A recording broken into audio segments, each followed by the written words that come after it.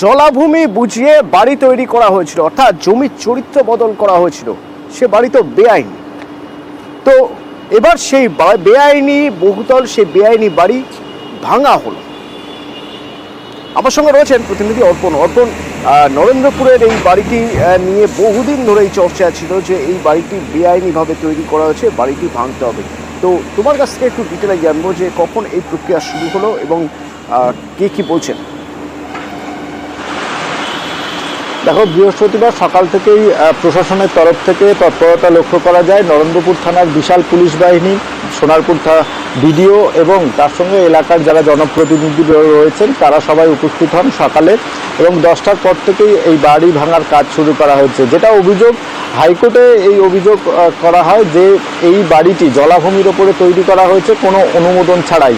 তারপরেই প্রশাসন তারা তদন্তে নামেন এবং সেখানে কোনো রকম কোনো বৈধ কাগজ তারা দেখতে পাননি। অবশেষে কোর্টের অর্ডার এবং তার সঙ্গে স্থানীয় প্রশাসন তৎপর হয়ে এই বাড়ি, বহুতল যে বাড়ি, সেই বাড়ি ভাঙার কাজ শুরু হয়েছে।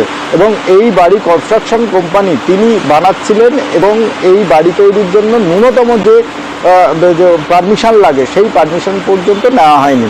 অবশেষে তৎপর হয়েছে প্রশাসন, এই বাড়ি ভাঙার কাজ শুরু হয়েছে। 2 থেকে 3 দিন সময় লাগবে এই বাড়ি ভাঙতে। তুমি দেখতেই পাচ্ছ যে বৃহৎ বাড়ি, সেই বাড়ি ভাঙতে বেশ কিছুটা সময় লাগবে। এবং এলাকার খেয়াদাও 2 গ্রাম পঞ্চায়েতের যিনি প্রধান রয়েছেন মিতা নস্কর, তিনি জানাচ্ছেন যে এই এলাকায় প্রশাসনের নজরদারি এড়িয়ে বহু এমন বাড়ি তৈরি হয়েছে, সেগুলোর বিরুদ্ধে আইনানুগ ব্যবস্থা গ্রহণ করা হবে।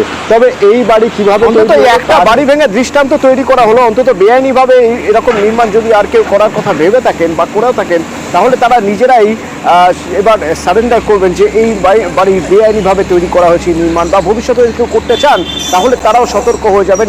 একটা বাড়ি ভাঙা অন্তত দৃষ্টান্ত হয়ে থাকলো। ধন্যবাদ অর্পণ।